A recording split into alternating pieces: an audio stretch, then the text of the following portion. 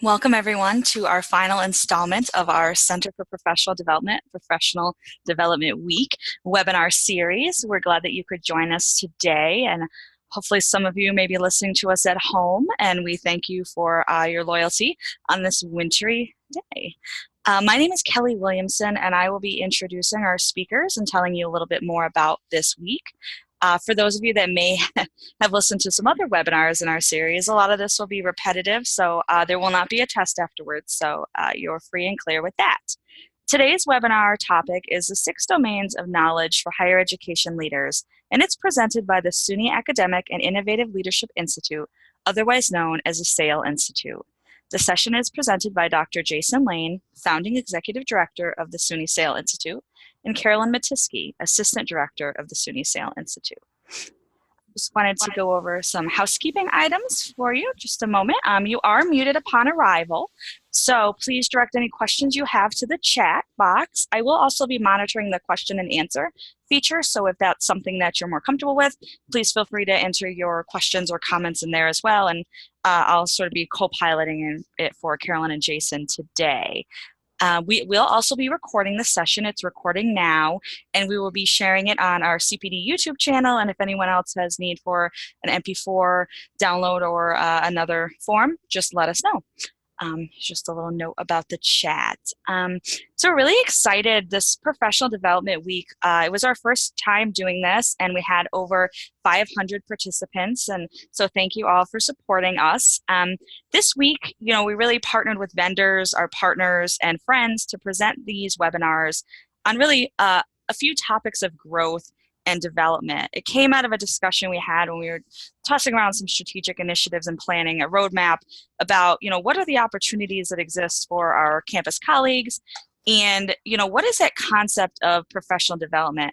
What do our colleagues actually consider professional development? We know that we have very technical people. We have those in the leadership realm. And then we have that concept of leadership development. Does your campus view that differently than perhaps you do as a employee and as a professional yourself? So we wanted to hit on a variety of topics and sort of fine tune that so you could take all of the series or pick and choose as you felt you had the need for them. If you're not familiar with the SUNY Center for Professional Development, we're based in East Syracuse, New York, and are the central resource for top-notch professional development, training, and support services for our member campuses and the entire SUNY community. So if you're curious about what a member campus is, if your campus is one, who the contact is, and also if you've ever heard the word points thrown around in terms of event registration or other forms of payment, please follow up with me afterwards and I can help answer any of your questions.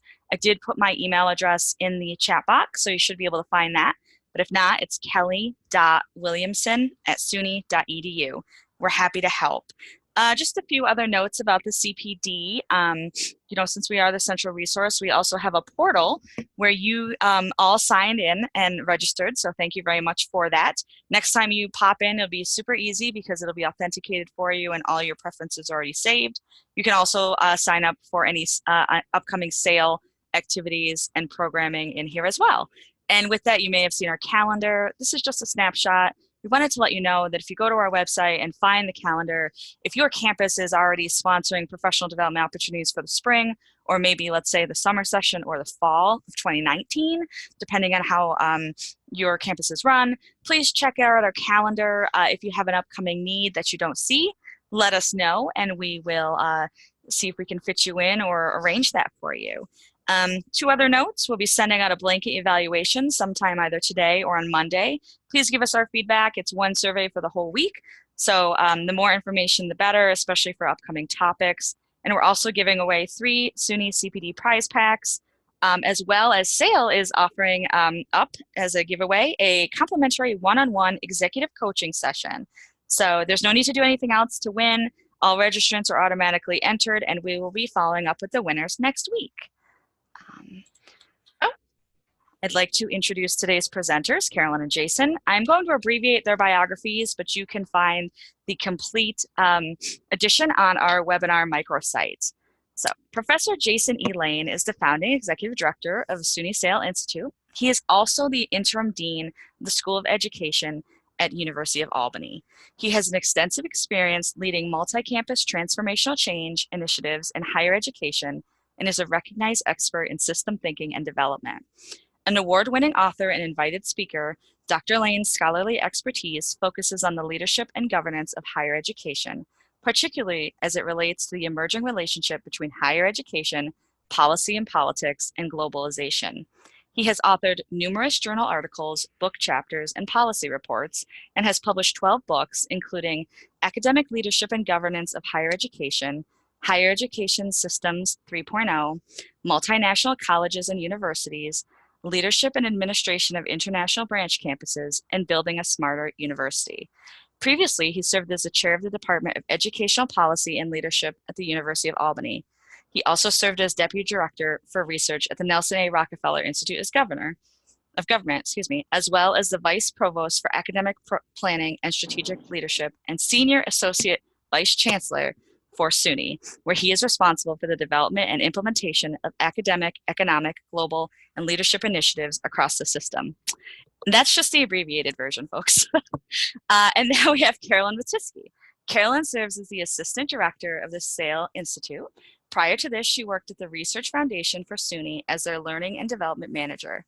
Carolyn has served as a stand-up trainer and curriculum developer for the University of Albany's professional development program, specializing in food stamp and welfare fraud detection policy. In her L&D role at the Research Foundation, she was responsible for managing the training needs throughout the organization. She collaborated with subject matter experts to assist the development and training plans and determination of appropriate training delivery methods and tools. Carolyn recently earned a Master's of Arts in Curriculum Development and Instructional Design from the University of Albany. She currently also serves as a board member for the Hudson Mohawk chapter of the Association for Talent Development. She's a busy working mother of two to Owen and Evelyn, and in her free time, which she has in parentheses, haha, which I totally agree with, she enjoys skiing, practicing hot yoga, and reading. So again, we thank Carolyn and Jason for joining us today to present. For those of you that are just joining, this will be recorded. We're recording now. Questions in the chat, and the session that you've logged into is 6 domains of knowledge for higher education leaders. Thank you. Well, thank you everyone for joining us. We really do appreciate it. And my deep thanks to Kelly and the whole team at CPD for supporting this entire week around professional development. It's something in higher ed we don't do enough of, and we're thrilled to be part of this opportunity to be able to expand your all's sort of development as a professional, and in particular today talking about leaders and leadership development. We are at the Sale Institute focused on particularly helping our academic colleagues colleagues across the entire higher education spectrum think about how do we develop ourselves as leaders. And we think of everyone as a leader, no matter where you are, if you're working in a faculty role or if you're working at the presidential level. We all lead from the position that we're at. And so in the work that I've done over the years, thinking about academic leadership, we refined the model to really focus on 6 domains of knowledge. That's what we're going to focus on today. These 6 domains really drive a lot of the work that we do within the Sale Institute. And this will be a high-level overview of those domains. We go into much deeper engagement about them in various workshops and offerings that we have. So next slide, Carolyn. So just starting off, what is SAIL a little bit? And we were essentially founded 2 years ago. We evolved out of what was the SUNY Leadership Institute. And as we looked across the SUNY system, we realized it was really important to begin thinking more strategically about how do we advance leadership development in the SUNY system. When we look at employment statistics for the system, we have a large number of our faculty and staff moving toward retirement in the next 10 to 15 years. We have a large number of young professionals who are moving up in the ranks and taking on more leadership roles. And so as a system, really believing that if we're going to be as effective as we can be moving forward to confront some of the most challenging trends that are confronting higher education, we need to begin developing early on the leadership skills to make sure that we have folks in the positions with the skill sets to be able to move all of our 64 campuses forward. Now, we're not just for SUNY. Our offerings are open to anybody in higher education, but our first line of focus really is the SUNY system and the 64 campuses. And so we're really focused on this idea of being strategic and focusing on academic and it being innovative. Here's the SAIL team. I'll let Carolyn jump in here real fast. All right, thank you, Jason. So it gives me so much pleasure to see our team all together here on the screen, as we are all across the system. So a lot of the folks that you see up on our screen are considered SAIL fellows. And so there are strengths from within SUNY that help us to be able to offer leadership development programming throughout the system. And we travel to the campuses and we're happy to offer custom training that really meets your needs, but this is how we're able to offer that. We look at the strength of our own bench, and this is them. So they're from all across the system, from Jamestown Community College. We have Kirk Young, who is a new fellow. We have Marcia Burrell from SUNY Oswego, who's helping us with our department chair trainings and doing a fantastic job, all the way to New York City. And we have the provost at FIT, Jack Oliva. So we have our internal SAIL team, as well as our fellows, and even our student assistant up here, Monica Lahi, who we love. And I think for the way we think about this is that the system is full of experts, and part of our role is being a hub. But we are trying to connect with those who have the expertise across the entire system, and providing opportunities for all of our colleagues to learn from each other moving forward. So shifting gears now to really focus on these 6 domains of leadership, which is what brought you here today. And the way we think about this from a leadership development perspective is at the lowest level, the foundational level, I should say, that it's really about personal mastery and understanding who we are as individuals. And that's where we find domain 1, which is knowing yourself. We'll talk more about each of these as we move forward. As we move up a level, it really begins thinking about how do we interact with others, right? In your role as a leader, wherever that role might be, you have interactions with those around you. Those might be staff who report to you. Those might be your colleagues, fellow faculty members, other staff within your department. And of course, there are those that you report up to, you know, a department chair, a dean, a vice president, a coordinator, or a director, whatever that might be. And so in domain 2, it's really understanding your skill sets and how those skill sets help you interact with others within your given periphery. So we move up another level, then we really think about team mastery. And this is sort of domain 3, is knowing your team. Who is your team? You might be part of multiple teams. You might lead a team, but you might also be part of a team. So in my role as dean, I have a team, I have a staff within my dean's office that I work with regularly. I have my team of department chairs that help manage and run and lead the academic enterprise in the School of Education. But then I'm also part of the Dean's Council, and I report to the Provost. And so that's a different team. That's a team that helps to lead the university and think more strategically about how to advance the university's mission overall. And so in each of those different settings, I need to be thinking about sort of how do I interact with that team? Who is that team? And what are their strengths? And then for those of us in higher education, it's a step beyond that. It's knowing also who our students are. And across the system itself, you know, we think about 64 campuses. We have everything from very rural community colleges to research centers and urban settings. The student body is going to be very different. And knowing who your students are, how they're changing. We're in a rapidly changing demographic period right now. We're going to talk about that as well. But how is it that you're interacting with those students in your role, and then as your institution is interacting with them moving forward? And then leaders also need to be thinking outside of the box, right? Beyond their own domain, their own enterprise, but what system mastery, and this is small s system, not big S SUNY system mastery, but really understanding the broader context in which you're operating and how you're part of that broader context. So first we talk about domain 5, which is knowing your institution. What's the mission of your institution? What is the goal of your institution? Have you looked at the fast facts about your institution? How many faculty and staff do you have? It gets back into the students. Who are your students? How do you serve them? How do you operate? But really understanding your particular context within the institutional domain, first and foremost, and that's going to be different, right? If you're at a community college setting or a comprehensive college setting or a research setting. And then domain 6 is understanding the broader context. And that's really looking at the horizon to understand what are the challenges and changes that are affecting higher education today. They're going to ultimately affect your institution. It's going to affect your students, your team, yourself. And so really understanding in this sense, as a leader, we have an importance of not only understanding what's happening within our are given responsibilities, but also continually scanning the horizon to see what is out there. What are the changes that are coming at us that we need to be aware of so that we can adapt early on and take advantage of those changes and not just be reacting to them down the road. Next slide. And this is just a diagram to show how it's all interconnected, right? And you can see there the domains 1 and 2, the others 3 and 4, and context 5 and 6. But all of this comes together to help define who you are as a leader, and that's that central part here of the Venn diagram. Next slide.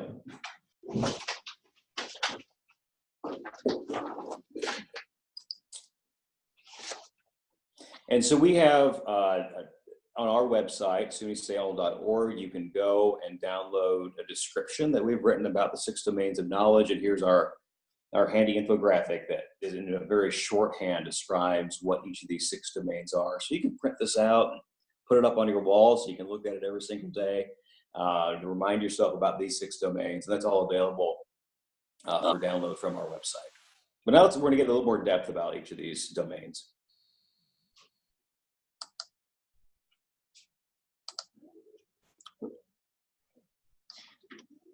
Okay.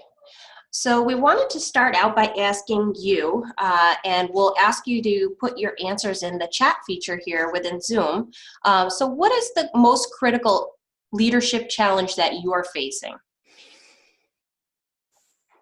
So we know that the first domain is to focus on yourself as a leader. So we really want to understand what your biggest challenge is, and that's really where we should start the day.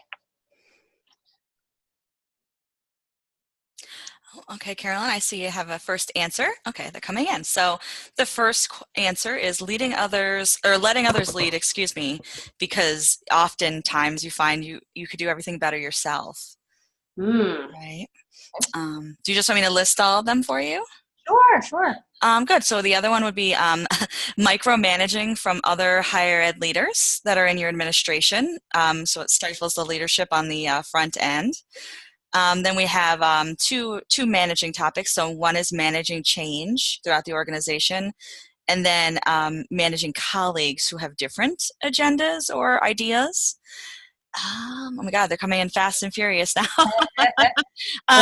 Basically juggling priorities, being able to focus on multiple projects, and then with that following through on those competing needs, while also addressing conflict in the office. And then I'm also looking, leading in with a committee.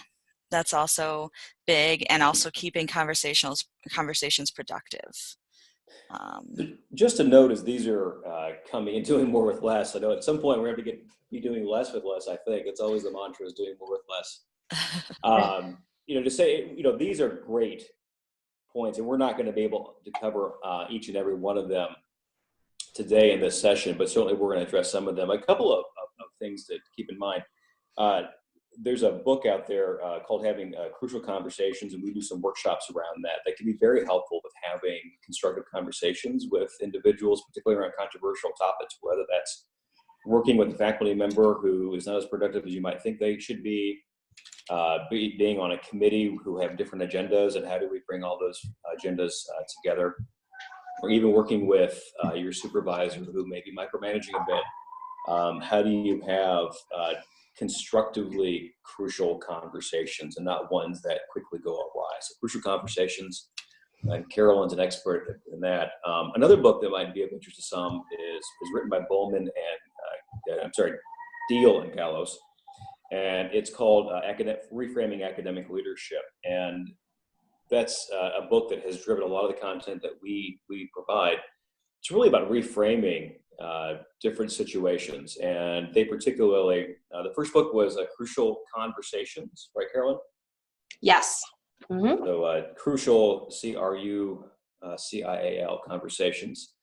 The other one is Reframing Academic Leadership, and really thinking about issues from 4 frames, which are politics, symbolic, human resources, human relations, and I forget the other structural frames. But we all approach situations from different perspectives and understanding what those perspectives are. And these four are sort of the primary ones that have been found in research to drive a lot of organizational issues. And it can also be very helpful in understanding change and change management as well. Good. So I'll turn it back to Carolyn. Oh, thank you. Well, thank you all for sharing your personal leadership challenges. It's helpful and hopefully comforting to know that others are struggling with the same thing. So starting with the first domain about knowing yourself, an effective leader first understands who they are as an individual, a colleague, and as a leader. So knowing yourself entails understanding what you value, what your goals are, what your personal temperament is, and what interests you in your work. So what directions are you wanting to go in? And this is all really foundational work that we focus on in all of our programs. And there are a lot of activities and exercises and assessments that we use to be able to help people understand some of these drivers in themselves and understand who they are as a leader, what it means to be authentic too. So once you are able to really have a clear understanding of who you are as a leader, you'll find a greater degree of happiness and definitely less inner conflict. So once you feel comfortable with yourself, you can express that to your colleagues and things just seem to make sense. One of the foundational pieces that we use for our signature programs is the SUNY 360. And this actually is available online to anyone outside of SUNY even. And it's a wonderful tool that's developed for people to be able to answer questions about their own leadership skills. And they invite observers. So the people that you work with every day, your whoever is above you in the reporting line and your direct reports, your colleagues that you're interfacing with on a daily basis, they give you data as well about how you're doing as a leader. And you'll end up with a report that is easily digestible and able to help you figure out your steps forward and where you should focus your energy in your own personal development. So this is a tool that we find really helpful in our programs, and it's available to anyone, even if you're looking to just have a conversation with your team and have some better insights and data so that you can work better together. Another assessment that we use is the emotional intelligence assessment. We actually have a certified expert in this tool that leads one-day workshops on emotional intelligence. And that's actually how I came to know about the SUNY Leadership Institute is Marianne Stark. Marianne Stark led a workshop at SUNY New Paltz. And so I was able to go and have some personal data on my emotional intelligence and meet her and come to find out about the SUNY leadership offerings. And this is something that we're still using, and it's wonderful because we know that emotional intelligence is a greater indicator of your success in the workplace than even your IQ. So the focus in leadership development for many years has been on emotional intelligence, and so it is worth digging into and understanding your areas of things that you could work on, including self-awareness or what motivates you, your empathy towards others. We do a lot on empathy with Dr. Scott Vinciguerra and some of the work that he's been doing on empathy and courage, some of these really important leadership tenets. And you can focus on your social skills as well as how you can be aware of your emotions and then be able to put the pause button on in the workplace so that you can keep your team focused and use the emotions to your advantage. So knowing your skills is the next domain. So moving up from the foundational level up in that graph that Jason was talking you through. So understanding the members of your team, whether they're faculty, staff, or students, is a really important component to your overall success. Leaders need to understand what their team members value, what motivates them, and what they need to be successful. Effective leaders are adept at understanding the perspective of others. And so what skills will you need in order to be successful in your current role or in that role that you aspire to be? So in higher ed, you need to be many things. So a team builder, a supervisor, and all of these these roles that you see up on the screen now are really important skills. So just understanding what you currently are doing well, and then what areas might you need to focus your energies on, and then who on your team has those skills. So really taking a look at who's on your team is going to be the next step. Some of the signature programs that we offer, and this may be a way that you've come to know us, we just wanted to share, so some of the major programs that we're leading in 2019 will be our Winter Leadership Retreat coming up in January, and this is our graduating class of executive leaders, so people who are aspiring to the highest levels of leadership in higher ed. They participate in a program every June in New York City, and this is our most recent class. We'll be doing that again this year. And then probably our most popular program is our Summer Leadership Retreat. It's always a sellout, and this is strictly for SUNY. So most of our programs are available to the private institutions as well. But the Summer Leadership Retreat is so popular, and it was designed for SUNY and fills up. So that is something that we've been offering for at least a decade, and it gets better every year. Anything you want to add about our signature programs, Jason? They're great opportunities to build your skill set and to think about ways in which you're advancing your skills as a leader, and also good opportunities to come and reflect on your own self and who you are. And I think an important question for all of us within higher education is, how does leadership fit within our particular career trajectories? Mm-hmm. And how do we see our careers advancing? How do we see our skill sets needing to advance to be able to meet those aspirations? And these are in-depth, longer periods of engagement, 3 days to a week, that really allow you some time for self-reflection and moving forward. Yes, thank you. There's a question about being open to all administrators, and yes and no. So we cover, if you work in higher education, from academic affairs to facilities, to student affairs, institutional research, finance administration, the signature programs are open to everybody within higher education. Where we might cap a little bit is when we get to the executive leader, we're really looking at folks who are more in roles that would be moving them into the executive suite. So a vice president or associate vice president role, or even a presidential role. But in terms of our programming itself, we're broad, except where we have specific programs. We do a program for aspiring chief information officers, and so that's really more meant for folks who are in the IT space, information space.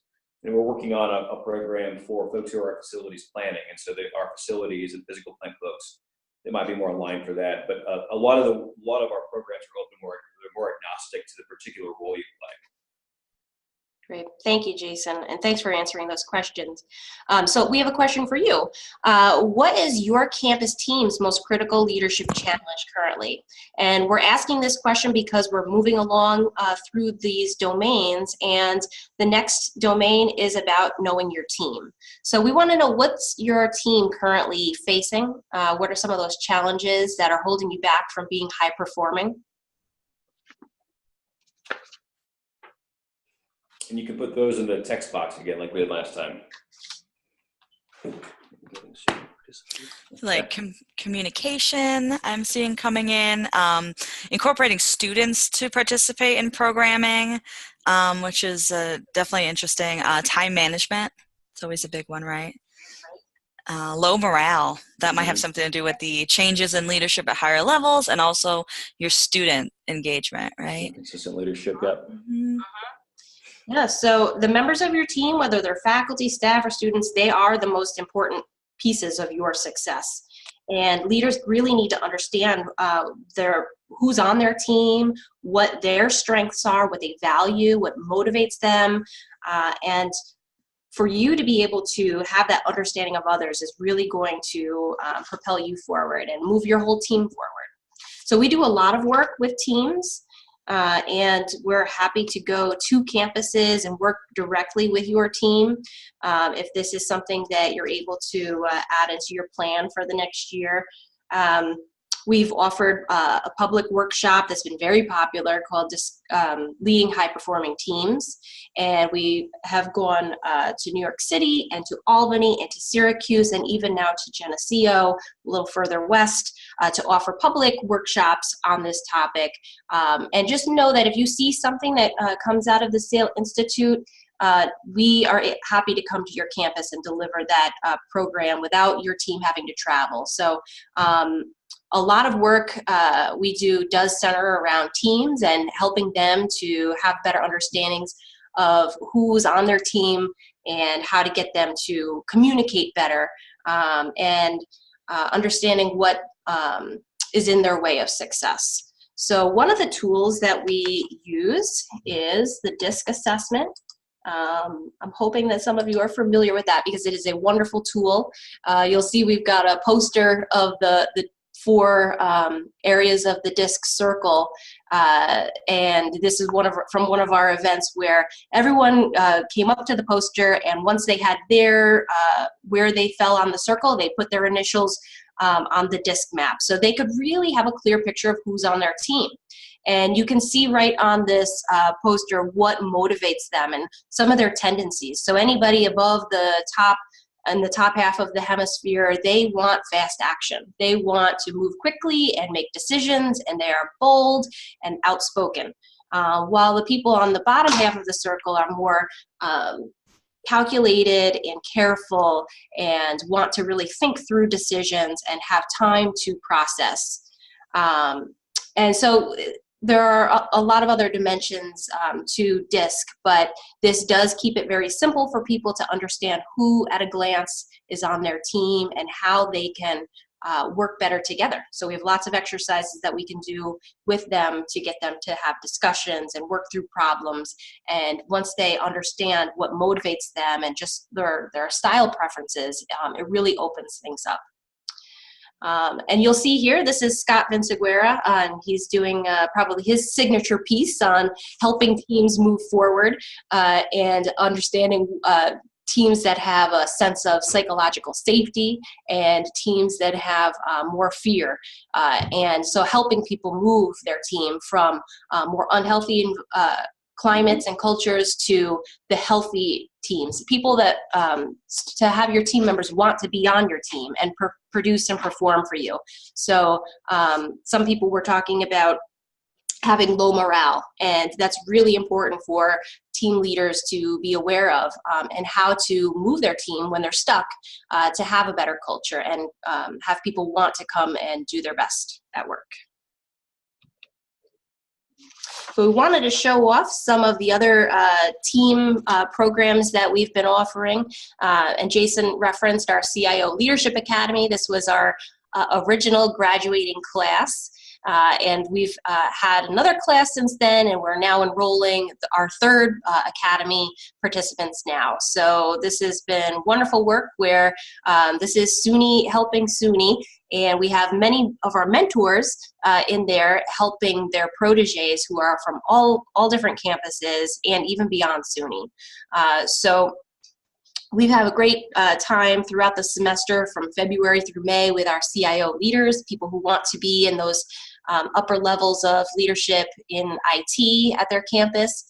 And you'll also see a lot of work that we've been doing lately is with our department chair trainings. And this is really, some challenging team work, but the department chairs are eager for it. And so we have fun with them over the course of 2 days.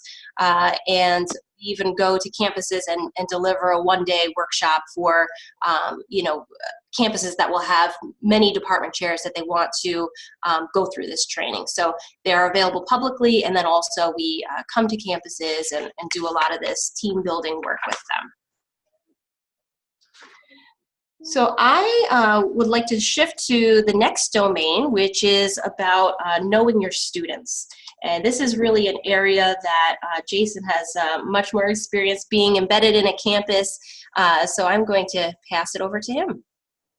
Thank you, Carolyn. And just before we jump to this, I do want to catch a couple of folks talked about transitional leadership, a lot of turnover happening in leaders. And when we talk about teams in a broader sense, we also have looked at data in the SUNY system to really try to understand what that that swirling of leadership looks like right now. And we're seeing across the board, from deans through presidents, that there is a reduction in time that individuals are in those roles. Certainly the one that's the most, I think, concerning is in the provosterial role. Now, we've not looked at other vice presidents, so this is we've only looked at the vice president of academic affairs. But the average lifespan of a SUNY provost right now is about 3 years. Presidents, it's about 5 years. Deans, it's about 5 years. But provosts are about 3. And so you can really think about the churning that occurs on a campus as your provost moves on very, very quickly.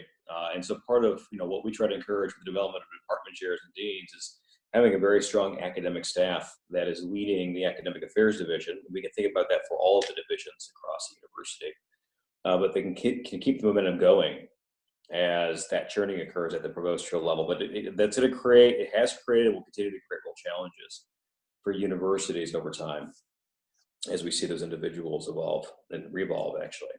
So, at the heart of all what we do is students, and helping our students be successful and expanding our access and making sure that they are moving successfully toward completion or toward transfer or whatever their goals are, and then hopefully beyond that, moving into a successful life. But in a very shorthand, what I want to talk a little bit about today is just the changing nature of students. And certainly, I think for many of us, we fall back on a nominal idea of a student being the 18-year-old coming out of high school who's attending full time. And some of us, maybe not all of us, really know that's changing. This is a graphic we use in a lot of our programming that tries to break out what the cohort of starting students are. And this is based in data in 2014. So if you looked at all freshmen, all individuals starting college in 2014, it would basically break out like this. And so you can see there's some trends that have held constant over time.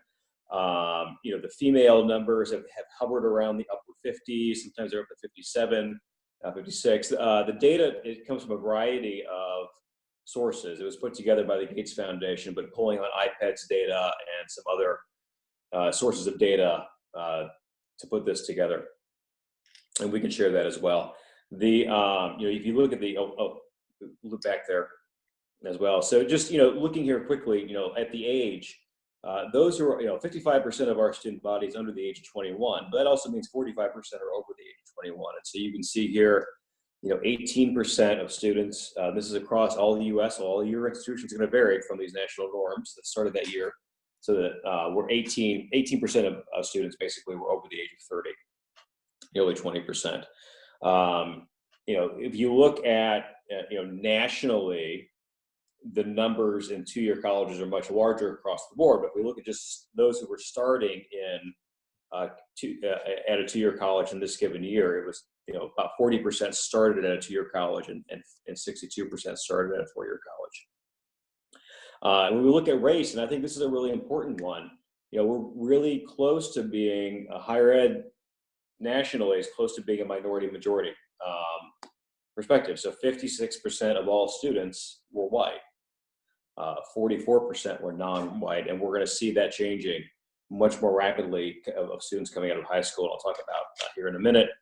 Full-time students, about 62%, part-time, 38%. Getting over to financial aid, this is usually a surprising one when we talk to institutions. About 40% of students do not receive Pell Grants, about 60% do. And often when we're in a room with community colleges, people are shocked that they think maybe the Pell Grant should be higher. And when we're with four-year universities, in many cases, they think, wow, I didn't realize the Pell Grants were that prevalent. So again, sort of understanding your institutional context is important. And then just jumping up to dependents, right? 30% of all students have children. They're dealing with the pressures of having children while being in school. Next slide. Just a couple of things that we've been doing in this space. We have been developing some new student leadership opportunities, particularly leveraging New York City in the summer. Some campuses have been sending students down to what we call a cultural intelligence workshop for a week in New York City, where they're learning about networking, team building, cultural intelligence, and how do you operate in a smart city. And so we're trying to figure out ways to better leverage our existence in New York City to help students, particularly those outside of New York City, to take advantage of that space. We do some other webinars, and we've been trying to cultivate a student leadership development team across the system as well. Next slide. So that was just a very quick gambit on students. I'm going to come back to them a little bit. So domain 5 is really knowing your institution, and this is critical because not all of us are working in an institution where we had our own college experience. Those of us who are on the academic side, the majority would have come through a research-intensive institution, and so we now work, maybe working at a community college or a comprehensive college where teaching is much more of a dominant expectation than what might be at where we came from. Or we may have come through a community college and now be working at a research university where it's, we have different experiences in our life. And so understanding our institutional context is very important. So next slide. And SUNY is a great example of this. We have 64 campuses spread across all of New York State, from the ruralness of the Adirondacks to the urban setting of Manhattan. And we have everything from very small community colleges to leading research, AAU universities, and just about everything in between. And one of the great things of having worked down with SUNY system is, I think, having worked probably with just about every campus across New York, and the challenges, most of them are common. Issues about academic leadership and how do we deal with finances and how do we change the changing enrollments. But there are definitely differences that exist between our campuses as well. And so understanding those differences and those commonalities, I think, are very important for leaders moving forward. Next slide. And in New York, we're interested. We're in a part of the world where we have a large number of institutions within the immediate area. Within New York itself, we have 343. Pennsylvania is 301. Large saturation of college and universities within the Northeast. And as you look out more westward, right, you've got North Dakota with 28 or Wyoming with 12. So it's just different context also, so where we are geographically in the U.S. Next slide. And this one just, trying to sort of show where enrollments are within the U.S. And this is coming out of Carnegie, but about 0.1% of all students in the U.S. are in tribal colleges, but about 31% are at doctoral universities, and about 32% are in associates colleges. So you can see here where enrollment is spread across institutions nationally speaking. Next slide. And we, part of this too is helping our institutions move through strategic planning and doing custom workshops to help them navigate the changes that are affecting their institutions. And so we do a number of workshops to help universities and colleges work through some of these challenges that they're facing as an institution to try to figure out what the planning should be to help them moving forward and how do you put the resources in place to make that happen. Next slide. So I'm going to spend a little more time on context, and this does cut back into students and institutions a little bit, but those who've heard me talk know that I'm a firm believer we've got to look at data and we've got to know what the major challenges are facing higher education. So next slide. One of the most challenging ones is the changing nature of the high school graduate numbers. And this is from a report called Knocking at the College Door. It is published by the Western Interstate Commission for Higher Education, WICHE, W-I-C-H-E. They do it about every 5 years. And what they look at are birth rates and immigration rates, both inward immigration and outward immigration across the US. And they do analysis by each and every state. So you can look for this report on their website. And they'll have a breakout for New York. But what's interesting here, of course, you can see, I'll just jump back, is that we're, the Northeast, we're at the bottom. And we are, there'll be a little blip here in about the mid-20s where it's going to go up. High school graduation will go up slightly. But for the most part, we are on a steady state downward decline right now of students coming out of high school. And of course, if we think about the traditional pipeline of student being those coming out of high school, we are seeing that pipeline shrink in some places dramatically. And I'll show that here in the next slide. We need to be rethinking about who we are and where we're going to be as colleges and universities. So this graphic shows you, if you were looking just from 17 to 22, where growth and where decline will be across the states. But if you're looking more long-term from 17 out to 32, 15 years from now, that becomes a much more dramatic decrease across the US. So you can see up in that northeast corner there, New York is predicted to grow by about 2% between now and 2015. The problem is, even by looking at New York, those numbers are really focused on New York City. So for those of you who are in upstate New York, you realize that many of our communities are already in population declines. There are some rare exceptions like Albany, where we're seeing an increase in population growth. But mostly we are seeing declines across much of upstate New York. Compound that now, we are the only yellow in a sea of blue, which is the blue representing a decline in high school students. And in some places, when you get up to Maine and Vermont, New Hampshire, you're looking at declines between 15 and 20% of high school students. And so this is an issue for all of us. Not only are we seeing a shrinking decline in the number of high school students, but we're also seeing is going to be more competition for those high school students. Because you remember the slide earlier, the Northeast has the highest concentration of universities per capita of any part of the US. And we also have the most significant decline in the number of traditional high school students who are coming out of, traditional students coming out of high school looking to go into college. So we, a lot more competition for fewer students, which means we either have to be a lot more productive at recruiting students. Those students are looking at different ways of serving students. There are approximately 6 million New Yorkers who have some college but have not finished a degree. It's a population that institutions could be moving back into with online learning, more adult-facing programming, or more flexible. But it also means that we've got to be thinking differently about how we're delivering our programs and when we're delivering programs and how we're providing services to individuals.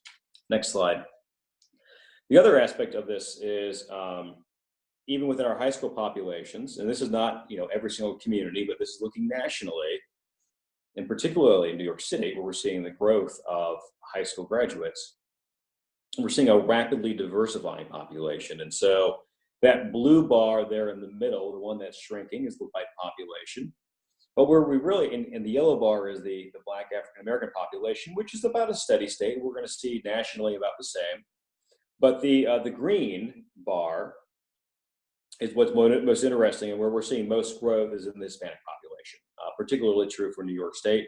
And most pointedly, when we're down around New York City, is that the most significant growth that we're going to see in that traditional high school graduate is really going to be in the Hispanic population.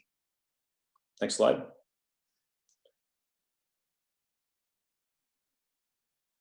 We're also seeing a changing perspective on higher ed, and I think this is one thing that worries me the most, is more and more individuals are questioning the value of higher ed, and certainly we can feel that in the current political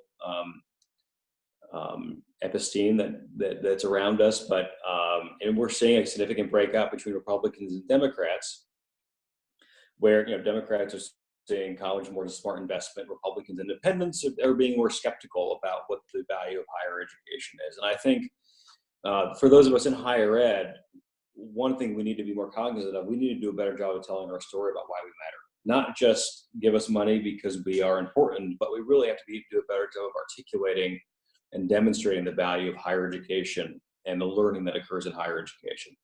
But also interesting, we look at this data broken out by racial groups, Black and Hispanics. They still see college as a smart investment and as a way to improve their life and the life of their families moving forward. And so we combine that with the fact that we're seeing an increasingly diverse population. That's a good thing. Next slide. Now, we're also seeing some concerns coming out of Moody's. Now, I like looking at Moody's. For those of you who don't know, Moody's evaluates mostly corporations historically to look at where people should be investing in bonds and who's letting bonds. But universities and colleges often let bonds. So Moody's been doing a lot of work looking at the vitality of the U.S. higher education system. And because of the issues right now with concerns around higher education, issues of affordability, the loan crisis that we are facing right now, that Moody's has been increasingly concerned. It goes up and down a little bit, but about the viability of higher education across the board. Not every single institution, but certainly as a sector, there are concerns, and I think you see that now playing out. And every couple of weeks, you're seeing a new university saying they're going to close, or college, right? Because they can't sustain themselves any longer. So this is an area of concern where I think for probably another couple of years at least, we're going to see colleges, particularly those in the mid-tier to small liberal arts colleges who are tuition dependent, continue to close shop, or we may see more mergers moving forward. And we're seeing it in Publix also.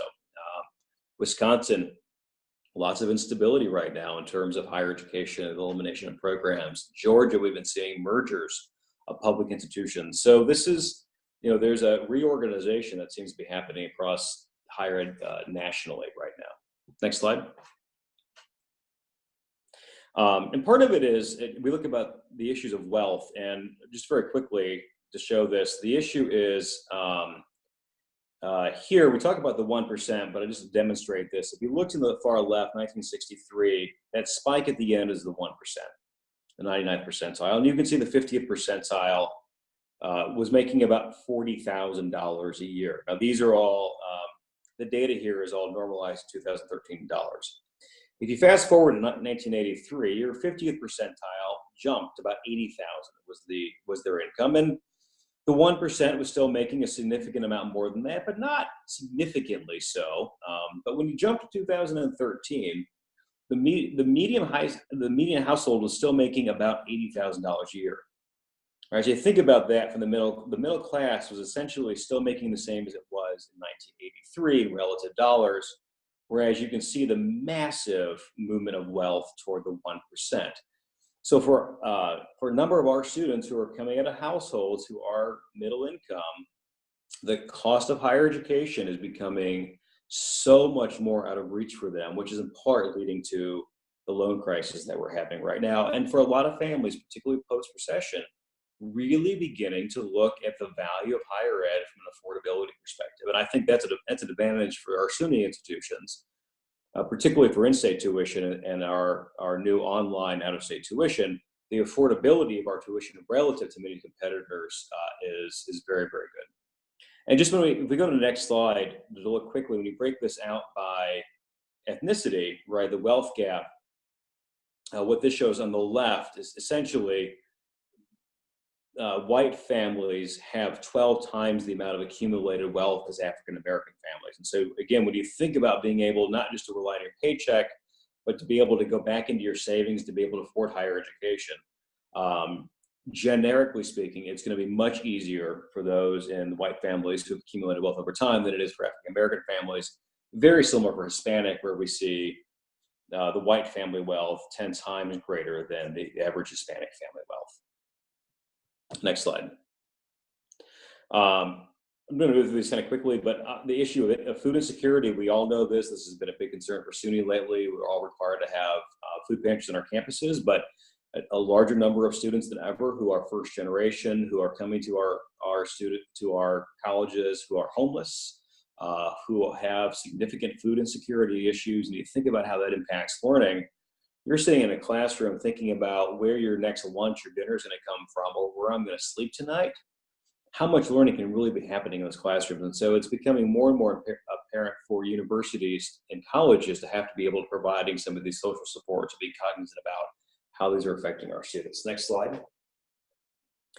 And so executive coaching here, just jump back for a minute, really thinking about understanding, these are some of the trends we talk about in our longer sessions, really understanding the importance of these trends, how they're affecting our students, because for many of us, the college student of today is very, very different than the college student when we were coming through college. And understand what those struggles are, what those barriers are, what the looming trends are for us and for our institution. They are going to be critical because we have to start making decisions today that are going to be affecting where we're going to be 10 years from now. So Carolyn, I'll let you jump in on the coaching. Thanks, Jason. And so we are still focused on your context, and that's why I think coaching makes so much sense. We are seeing that people can have these safe conversations and put all these pieces together and just bounce things that are going on specific to their team, their campus, to them, to higher ed, and have someone that can really be a sounding board and help them figure out a path forward. So this is there are a lot of benefits to coaching. It doesn't mean that you're a weak leader, so we have several executive coaches who we use at the SAIL Institute that have coached SUNY campus presidents, to cabinet members, to faculty members who are looking for just some extra support and have someone where they can have a confidential conversation and help them get unstuck in their work.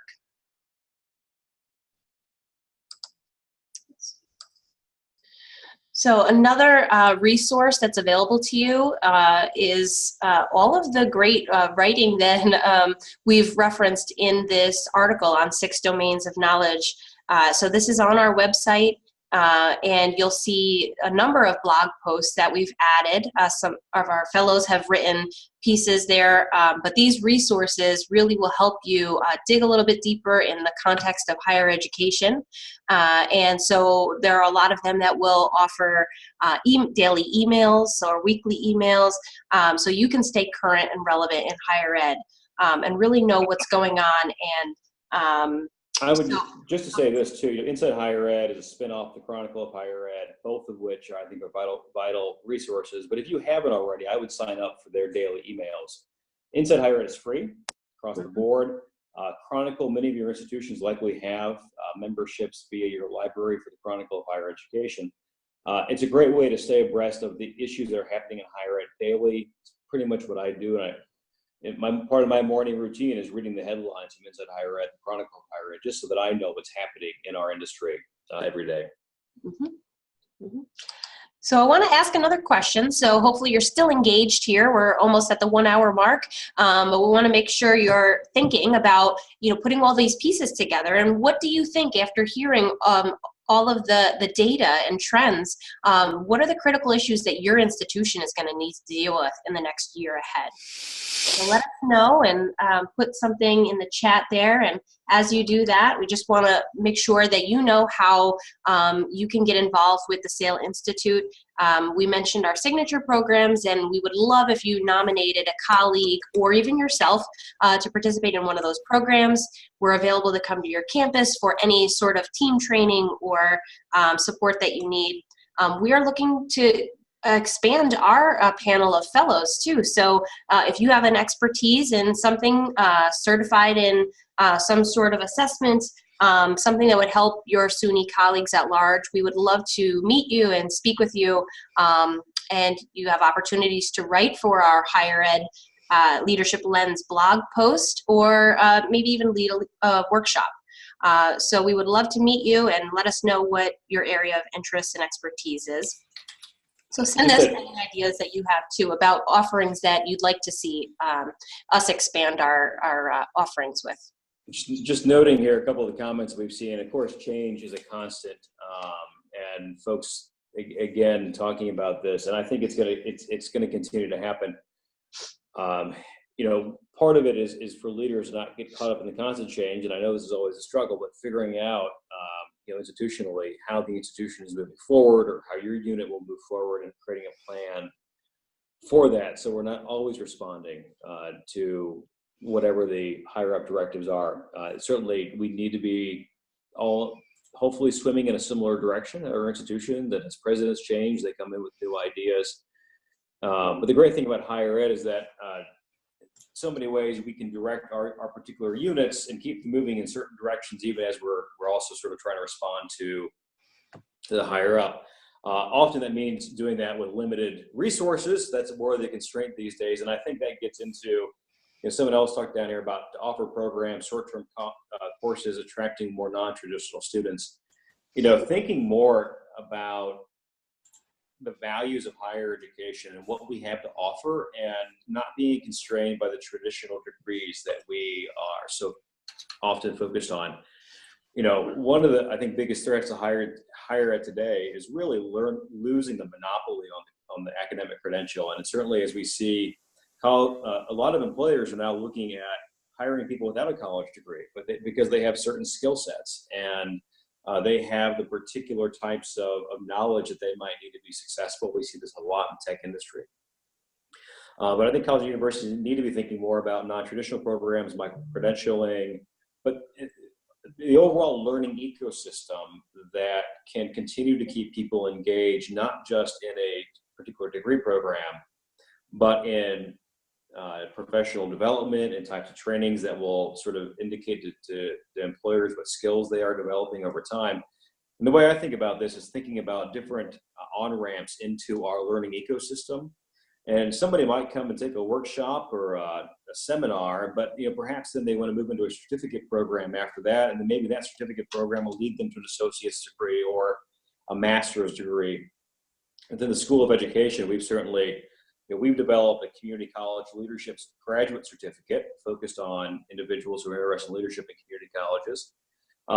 Within that being an on-ramp, those who might want a master's, but maybe you didn't want to start with a master's degree and pursue 36 credits. Maybe you just want to do 12 credits right now to see how it goes, have a focus on the community college space, and then move into a master's, right, into higher education or policy or something like that. So thinking more creatively about ways that we can stack credentials so that it's an easier way to get people involved in our learning ecosystem and offering them the things they need to be successful also down the road.